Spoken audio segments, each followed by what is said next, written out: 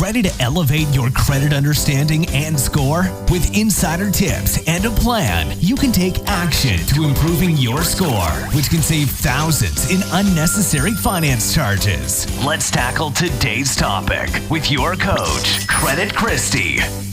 Hey friends, it's Christy, your credit coach. Thank you so much for joining me for another episode. Today, let's talk about debt. Overall debt. It seems like it's an appropriate time to have this conversation. It is towards the end of January. If you spent money on credit cards, if you spent your savings that you had for the holidays, you're probably feeling the squeeze right about now. And you're not alone. Every once in a while, I will geek out on some information that I can share with you. And this weekend, I spent a little bit of time reading the Federal Reserve Bank of New York quarterly report on household debt and credit. I know that probably sounds very boring to you, but it's very interesting to me to keep a pulse on what's happening in our economy. So I want to break down just a little bit of this information, and then we will talk about how to better manage debt if that's something you're struggling with. So this quarterly report covers third quarter of 2023. So this is before the holidays, and this is also before the student loan repayment started. So as you likely know, student loans were in forbearance for 43 months. So this report shares that household debt balances grew $228 billion in the third quarter of 2023. And it's across all types, but especially credit card balances and student loans. So credit cards grew $48 billion in just this 3 months. And that is the 8th quarter of consecutive year-over-year increases. So the Federal Reserve Bank of New York had been tracking this since 1999, and this is the largest year-over-year increase in credit card balances in over 24 years. And credit card delinquencies, in other words, late payments, continue to grow. They had shown that 2% of those that carry credit card debt went from current, meaning paying on time, to 30 or more days late on at least one account. Now, when it comes to credit cards, there are more than 500 million open credit card accounts. This report had shared that 191 million Americans have at least one credit card. And here's the deal. If we were to look at seasonal numbers, I think it's pretty safe to say that more people will spend money towards the end of the year with holidays, all the festivities, travel, and let's face it, it's expensive to have heat running during the winter. So when you look at when people spend the most money, it's typically going to be the end of the year. So in about another month, we'll have the quarterly report for fourth quarter 2023, and I'd like to compare it to this one. But in the meantime, let's focus for a second on that 2% of people that are now at least 30 days late on their credit card payment. Here's what happens. If you miss a payment, especially on a credit card, you will incur a penalty as far as a late fee. Your credit will also show that 30 days late, and that could honestly be devastating for your credit score. Payment history makes up 35% of your overall credit algorithm. And so even if there's one 30-day late payment, it could really have devastating results for your credit score for several years. But here's what else happens. You may experience a penalty APR. So what is a penalty APR? Credit card companies often do this if you exceed the limit available to you or if there is a late payment. So if your current APR is 21.99, they might drive that baby up to 27.99 because you have not repaid as agreed. Okay, so many people are walking around with a higher credit card balance because of the holidays. Many people are walking around with student loan repayment. Now, there are millions of people who were able to take advantage of an income-based repayment or the new program that was released last year called SAVE. It's called Saving on Valuable Education. But I read a report on CNN that was published December 18th of 2023, where it stated 9 million people missed their first student loan payment when it came out of forbearance. So there's approximately 28 million people with federally managed student loans, and the average loan balance is $30,000. So if you don't qualify for this SAVE program or the income-based repayment, if you have a $30,000 outstanding student loan, that should bring you to somewhere around $300 for a monthly repayment based on a 10-year repayment term. So then my next question is, where is this money coming from? So many people don't have that built into their budget right now. And with APRs continuing to increase on credit cards, you might really be feeling that squeeze. So let's talk about some ideas how to manage that debt. And I also want to share something with you that could be some very positive news. In 2 days from the time of this recording, the very end of January, the Fed is going to meet to share their decision about what they're going to do with upcoming interest rate changes. So many of the advisories and experts out there are suggesting somewhere between 3 and 6 interest rate cuts from the Fed. Let me take just a moment to explain what that means. The Fed funds rate is basically a very short-term interest rate. It's basically the cost of money to borrow money overnight in the banking system. This is why banks are currently issuing money markets and savings accounts with a pretty high APY compared to what they've been given in the past. You may have noticed in the past savings accounts offered like 0.01, and there are many banks right now that are offering 3, 4, 5% interest that they're paying on your money to keep it in a deposit account. And it's because this Fed funds rate is as high as it is. Well, another interest rate, but one that is tied very closely, is called the prime index rate. And the prime index rate moves in tandem with the Fed funds rate. So when the Fed raises that rate, prime goes up. When it lowers it, prime goes down. Why is this important to know? Because your credit cards, home equity lines of credit, and even auto loans are tied to the prime index rate. Any short-term money that is loaned is typically tied to the prime index rate. Now, a lot of people start getting confused with interest rates when they hear on the news, rates are going to get slashed 3 to 6 times in 2024. If that happens, that will be incredible for our credit card APRs, our home equity lines of credit, and just borrowing in general, because those costs are going to come down. That also means that the interest that you make off of those money market accounts or savings accounts will come down too. So if you are a person who likes to just keep money in the bank because you feel like it's safe there, I would encourage you to lock in a long-term CD, certificate of deposit. If you can get it over 5% and lock it in for longer than a year, it's safe if it's in a federally insured bank. In other words, it's got that FDIC backing, and it won't experience the decrease in interest rates that could be earned on your money as the Fed starts lowering those interest rates.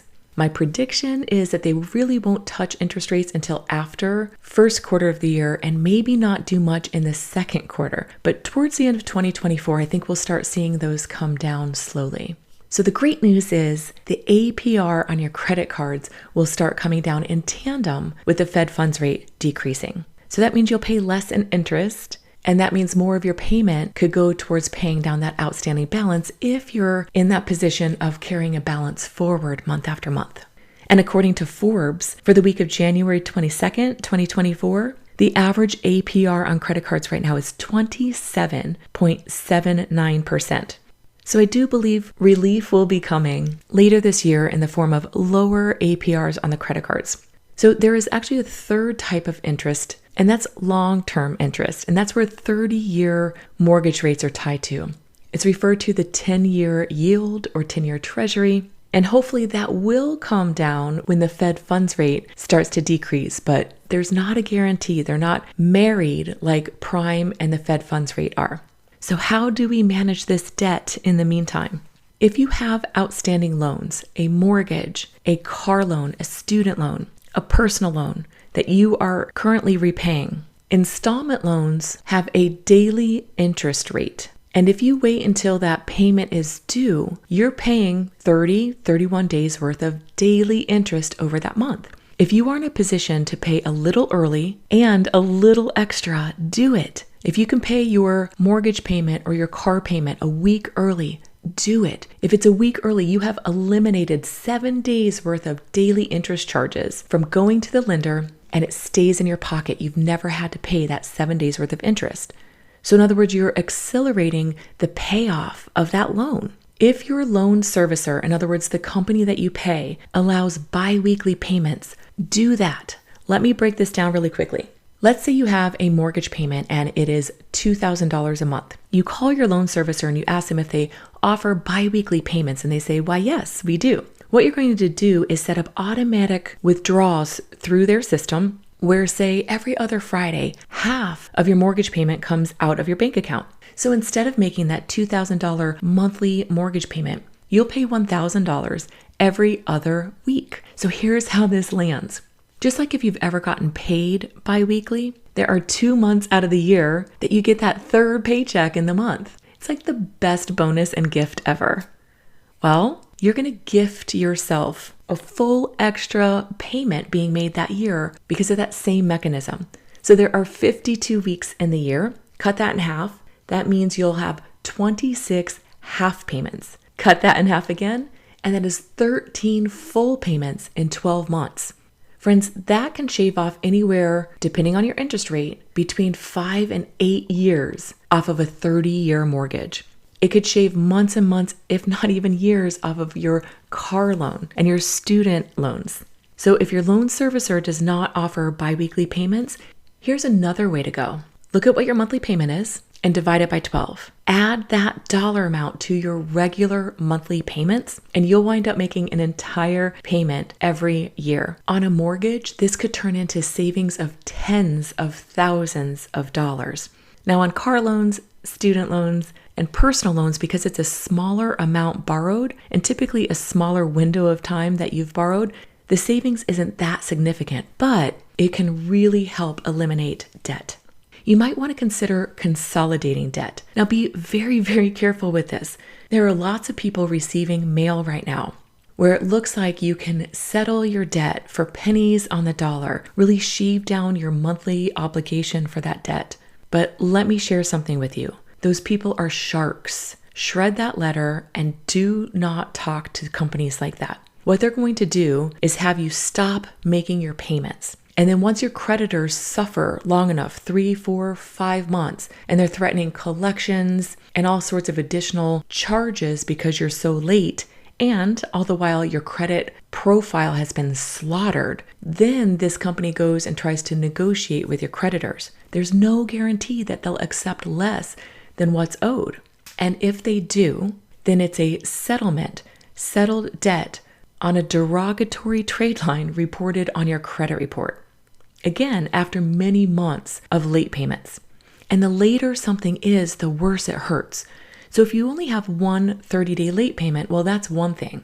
But if you have a 30-day, a 60-day, a 90-day, and now you're 120 days late, that's like pressing the dagger in harder and harder. So who wins in that scenario? Certainly not you, and certainly not your creditor, because they're getting paid back less than what's truly owed to them. If you borrowed debt from somebody and you said, yes, I'm signing on the line here to borrow debt and I will repay it, then you're not being a person of integrity. And that doesn't feel good either. They loaned it to you, trusting you would pay it. And although circumstances can change, we don't want this third party, this middleman, to win, because that's the only winner in this situation. They get all the extra cut. So let's say they're collecting a monthly payment from you month after month. While in the meantime, you're not making payments to your creditors, you're making them bleed, and they're just accumulating your payments. So that way, when they reach out to your creditors and say, hey, we can settle, they've got that money there, but they're making the interest off of it. And whatever they're able to negotiate that's less than what's in that account for you, they get to keep. So please do not do something like that. There are lots of companies out there, but the one most known because they do a tremendous amount of advertising is called National Debt Relief. Be very careful. So now back to consolidating. You could go to your local bank that you have a relationship with, or you could go to an online service such as SoFi, and you can get a debt consolidation loan. So what does this mean? It's a new loan with new terms, but you use that money to pay off something that's a high payment, high interest rate, something along those lines, so that more of your monthly payment is going towards eliminating that debt rather than just servicing interest. Now, if you do that, don't be tempted by going out and getting new balances on your credit cards. I've seen that happen time after time after time. So we have to address the habits and behaviors of how we spend money, because otherwise you're going to get yourself back in that same trap again, but this time with more debt. Now, when it comes to credit cards, you could apply for a balance transfer. There are lots of credit cards out there that for a certain amount of time, 12 months, 18 months, 24 months, will have a very low introductory APR or even as low as 0%. Now, they do charge a balance transfer fee, usually 3% of your balance that you're transferring over. But that's a small charge compared to what interest at 27.99 is on, say, $20,000. Again, if you're going to do this, make sure you're not going to turn around and start adding more debt to that credit card that you just transferred that balance out of. Take it out of your wallet, freeze it, lock it up, ask somebody else to hold it for you. Don't put more money on it. And I would encourage you, don't close that account either. You want that debt utilization available for you. And if you close it, it could actually hurt your credit score. So keep it open, just keep it $0 on that balance. Now, if you have really high credit card balances in relationship to the limit available to you, in other words, if they're close to or maxed out, you're probably going to experience a lower credit score because of this. Even if everything's being paid on time, you might experience your credit score suffering because of this. If that's the case, you may not be able to qualify for a consolidation loan or a balance transfer credit card because they have minimums on their credit score requirements. I was just having a consultation with somebody last week who desires to buy a house this year, who desires to buy their first home this year. And they've been saving really hard to come up with 20% down payment, but they have maxed out credit cards. And because of this, their credit scores are actually in the very high 500s, almost 600 credit scores.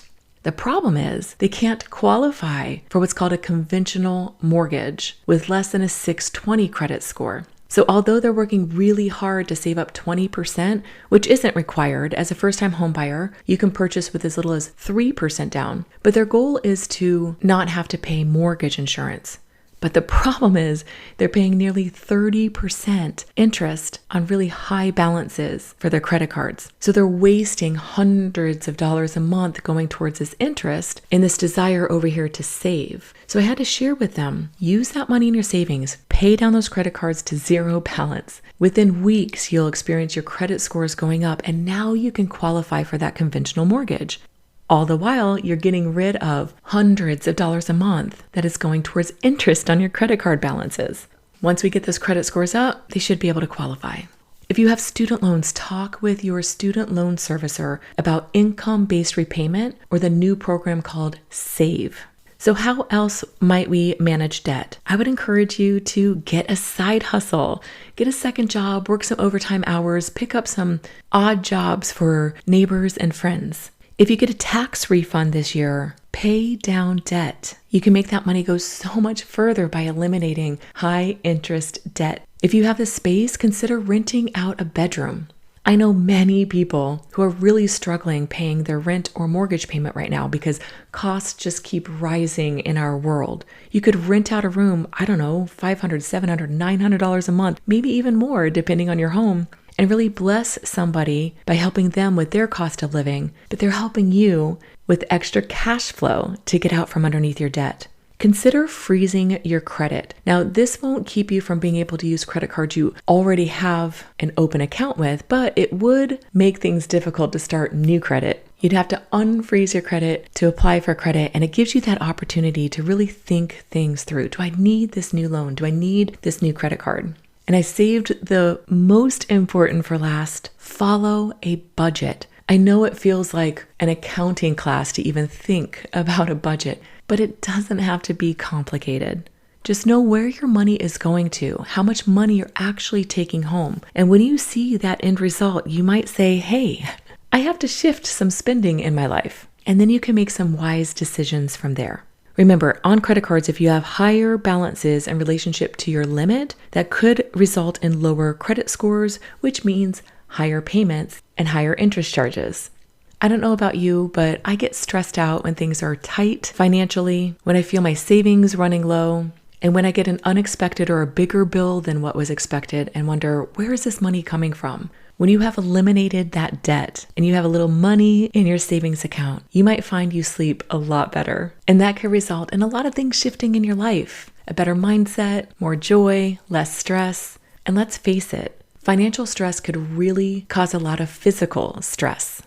And my desire for you is to show up as the brightest, healthiest, and most joyous version of yourself. You deserve that, and the world wants that from you. If you have any questions, feel free to email me at questions@creditchristy.com. And I invite you to connect with me on social media at Credit Christy. And until next time, my friends, stay well.